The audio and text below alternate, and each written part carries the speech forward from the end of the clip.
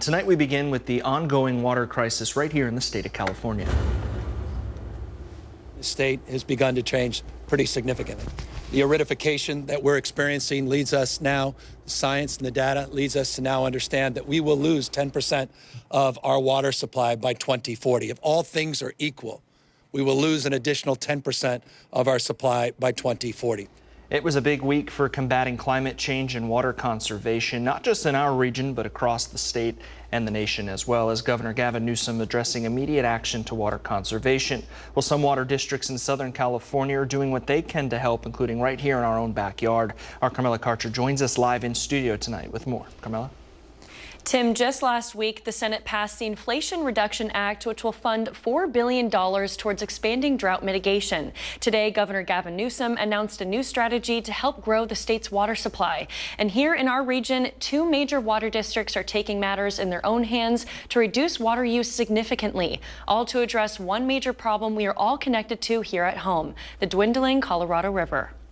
We're here to highlight with renewed sense of urgency. The drought continues to grip the West with no signs of letting up. One of the places hardest hit, the Colorado River, which serves about 40 million people, including here in the Coachella Valley. But action is being taken. And the reality is we need to be more creative and we need to be more aggressive in terms of not just promoting this technology, but delivering on its promise. Moreover, delivering on its potential. Thursday, Governor Gavin Newsom addressed major issues with conservation by targeting water recycling, storage, and desalination over the next 2 decades to shore up supply. And just last week, the Senate passed the Inflation Reduction Act, which includes $4 billion that could be used to pay farmers and rural districts and install water-efficient technology. But water districts in our region are already doing what they can to save the Colorado River. I think to reiterate the fact how important the river is. It is our only source of water. Imperial Irrigation District has the largest rights to the river in California, with the U.S. Bureau of Reclamation mandating all those who rely on the river to cut 2 to 4 million acre-feet of water. They are currently negotiating additional massive cuts of water supply. We're conserving about 500,000 acre-feet a year already. By conserving 500,000, what comes to the valley for actual use is anywhere from 2.5 to 2.6 million acre-foot.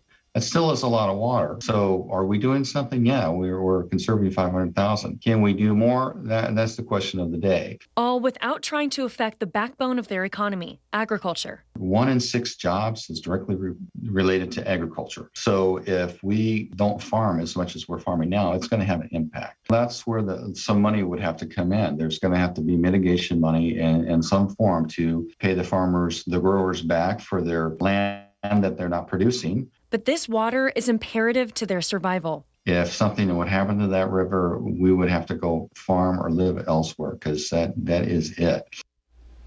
IID is also negotiating with the Metropolitan Water District to agree on these cuts. Shetler said the Bureau of Reclamation is meeting next week to announce their 24-month projections, which could change how much water they cut.